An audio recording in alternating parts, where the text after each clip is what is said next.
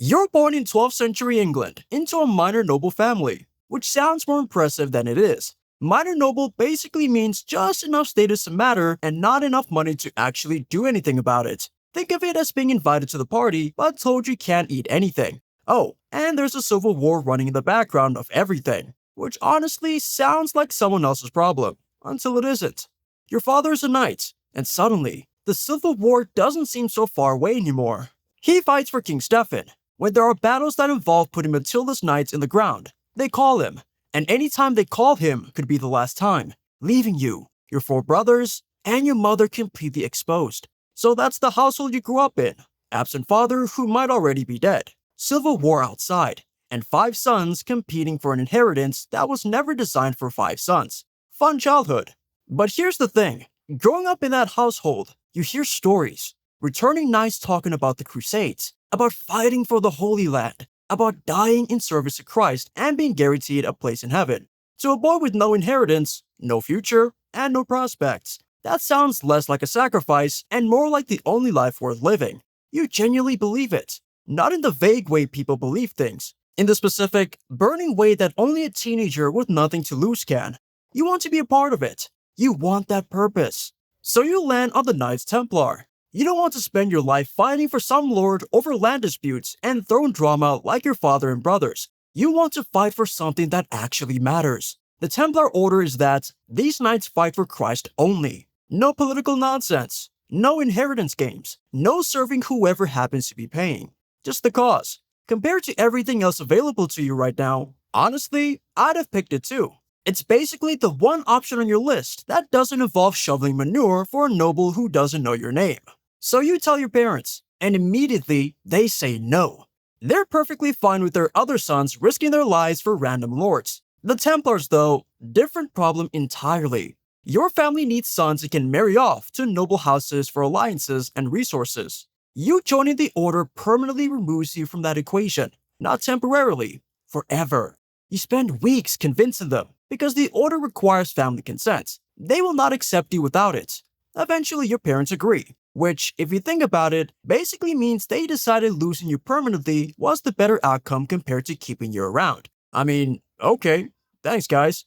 Really appreciate that. Anyways, you contact the nearest Templar base and request to join, and they don't just wave you in like it's nothing. They ask a lot of questions first. Do you actually want this life? Boring? Dangerous? Celibate? Zero personal property? Do you owe anyone money? Is your family reputable? You give the right answers, and then they spend weeks investigating to make sure you weren't lying. Background check, medieval edition. Slower than anything we'd recognize today, but thorough enough that lying your way in basically wasn't possible. After confirmation, they accept you and give you a date for the admission ceremony, which your family isn't even allowed to attend, by the way. At the ceremony, they actively try to talk you out of joining, walking you through every uncomfortable detail of the life you're choosing.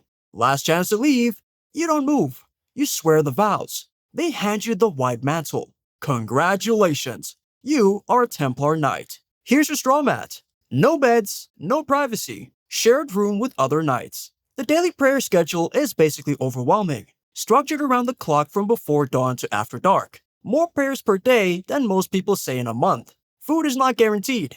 You eat when your commander decides it's time, which is less often than you'd like. And when you do eat, it's bread, watered down wine, and vegetables. Not exactly a reward for devoting your life to God, but apparently God's running a tight budget. On top of all of that, you're assigned kitchen duties, washing dishes, for everyone. Because humility is a Templar virtue, and apparently the fastest path to humility is scrubbing pots at 5 a.m. while questioning every decision that led you here. You do not complain. You do not even look annoyed. Your superiors are watching constantly, and one wrong expression gets you sent home. So you wash the dishes, say the prayers, sleep on the mat, and do it all again tomorrow, every single day. Then comes the military training, which is the part you actually came for. And guess what? It's exactly as brutal as you hoped, and nothing like you imagined. You already know how to fight. You grew up in a knight's household. What the order does is take that baseline and basically rebuild it from scratch into something far more dangerous. Templar knights don't retreat unless ordered to. They don't break formation under any circumstances. The training burns this into you through sheer brutal repetition until it stops being a rule and becomes reflex. Basically the medieval version of muscle memory, except the consequences of forgetting are fatal. You push through because the alternative is going home, and home has nothing for you. It's basically a zero-tolerance workplace where the dress code is armor, the office is a battlefield, and the performance review involves someone hitting you every single day, for years. Make sure you follow those rules, because I really need you to make it to Jerusalem for this next part.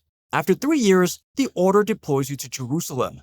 Jerusalem is the Order's headquarters and the holiest city in Christendom. It is also, right now, extremely threatened.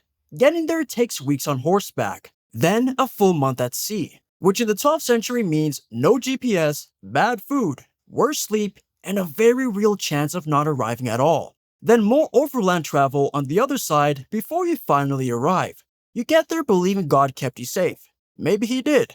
That belief is going to get tested very shortly. 3 weeks after arrival, your first battle. Routine recon with knights from the Order of Hospitallers, basically the Templars' rivals. Your unit stumbles across an Ayyubid raiding force numbering in the thousands. They haven't spotted you yet. Your commander orders an immediate attack. Use the surprise. Hit fast. Hit hard. Works great on paper. I mean, it basically always sounds good before it goes wrong. It works brilliantly for about 4 minutes. You cut through several of them before they even reach their weapons. Then the Ayyubids adapt. Your supporting infantry gets separated, and suddenly, you're outnumbered 20-1. What started as a clean shock attack is now a massacre, and you are on the wrong side of it.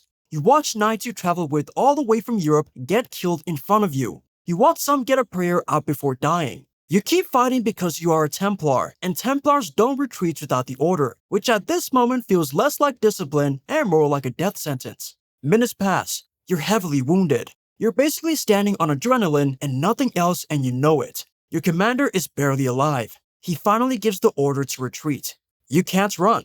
You don't know where your horse is. You're basically just standing there, wounded, doing the medieval equivalent of buffering. Just frozen, loading, not useful to anyone. When your friend rides back into the chaos, pulls you onto his horse, and gets you out. A handful of men survive. Your first battle was a complete catastrophe. That's just straight up unfortunate. 5 days of recovery, then the news drops. Saladin is preparing a full assault on Jerusalem. And guess what? If you thought the last battle was bad, Saladin is basically the final boss. The man is coordinating an attack on the holiest city in Christendom with a force large enough to make your recent catastrophe look like a warm-up. And here's the thing nobody told you about surviving your first battle. It doesn't get you out. It just puts you back in. You recover. You get reassigned, and you go again. Then again after that. Battle after skirmish, after patrol, after battle. Each one pulling from the same shrinking pool of men. You keep seeing the faces of knights who prayed just as hard as you did and died anyway. But somewhere between the 3rd deployment and the 5th, the boy who grew up on stories of crusading glory stops being able to find him in any of this. This isn't what the stories described. Those stories didn't mention the smell, or the waiting, or the way men look when they realize they're not going to make it. You're not fighting for glory anymore. You're just trying to survive long enough to fight again. That's the whole job now. Sounds great, right? Wrong. It's territorial survival with a cross painted on it. And you genuinely hate it. At the Battle of Hattin, a head injury puts you on the ground. You fall from your horse and lose consciousness. Your friend, again, same friend, still don't know his name. This man basically deserves a medal, a parade. His own Wikipedia page at this point carries you off the field convinced you're still breathing. He's right, barely. You're taken to Tyre and spend weeks bedridden. When you recover, the news hits. Jerusalem has fallen. You want to get up, grab your armor, and take it back immediately. Then the doctors deliver their verdict. You can never fight again. The head injury causes seizures, tremors, and blinding headaches that make holding a sword impossible. That's it. No second opinion. No appeal process. The Order has decided. And the Order is basically not a democracy. You're done. They send you back to Europe while they prepare the Third Crusade without you. You're placed in a Templar house doing menial work, cleaning, feeding horses, managing farms, maintaining weapons for men still allowed to use them. Think of it as being the support staff for a team you used to play on, except you can never leave the building and there's no HR department to complain to. This is not what you joined for. Years pass and the resentment compounds quietly, the way it does when there's nowhere for it to go. You'd at least expected a meaningful death on a battlefield somewhere. Not this. Not slowly disappearing inside a house, doing chores, watching younger knights march off to the war you can no longer fight, and waiting for a death that keeps not coming. The Order won't release you, and even if they did, your brothers have everything now. No land, no money, no life waiting outside these walls. The vows you were so certain about on that ceremony day are the walls of a prison you built yourself with your own hands. Classic. Really solid decision making from your younger self. I'd say I feel bad for you, but you did technically volunteer for this. Twice, if you count convincing your parents. There's always a choice, some people say. Maybe. You could keep living this. Or you could end it. They'd call you a coward, which is a funny thing to be called by people who've basically never woken up every day in a life that stopped making sense years ago. You've watched better men die for a city that fell anyway. You've prayed every day for years and gotten nothing back. Not a sign, not a feeling, nothing. Just silence and dishes and horses and the same four walls. And tonight, you're left with one question. Not for guidance, not for salvation, not even really for God at this point.